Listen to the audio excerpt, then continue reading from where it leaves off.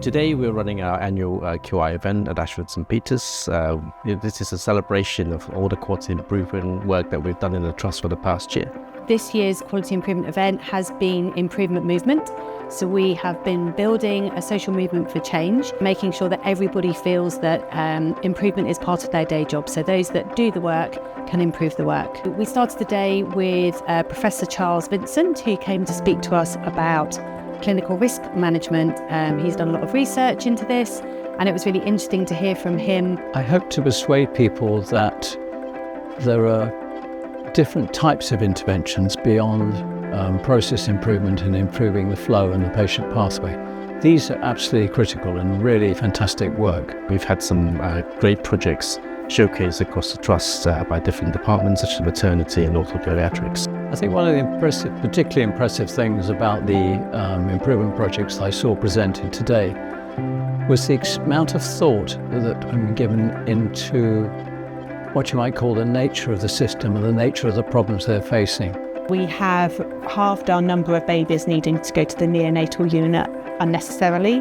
When we look after babies and we look after families and give them the right information, we can make a massive impact to health and workflow. I think the most important thing and the most relevant aspect of our approach towards implementing change is the way that we care for our patients.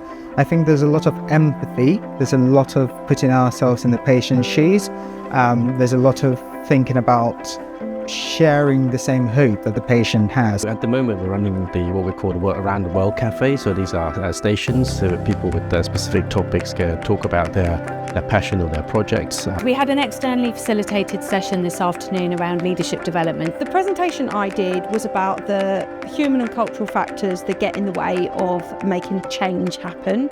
I talked about the importance of people understanding why, what the purpose is of the change, what the value is of the change. We used Lego as a creative way to look at problem solving and answering some of the questions. We asked the question like, what will you do as a byproduct of attending today? What do you want to do differently? What have you taken from the experience? And people had to build their answers in Lego. Today we saw the improvement movement come together. We had a lot of junior members of the team in the audience, which was fabulous. The posters have been fabulous, so over 20 posters. Just seeing the variety of work that people are doing is really inspiring. If you want to know where to start, then get in touch. We are here to support you. We want you to be successful, so we're here to give you the skills, to coach you through. Contact the Be the Change team. You can find us on the internet under Improvement Partnership Team.